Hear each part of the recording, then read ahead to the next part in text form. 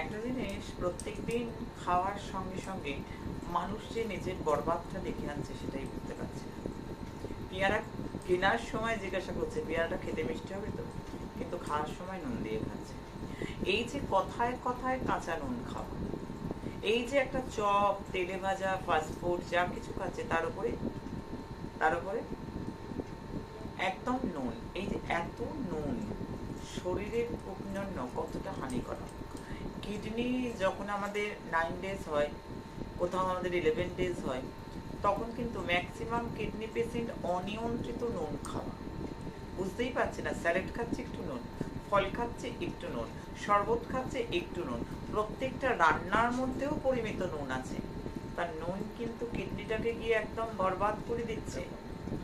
আমি এই জায়গাটা একটু সতর্ক করব, যতটা সম্ভব নুন কম খাও, এতে শরীরের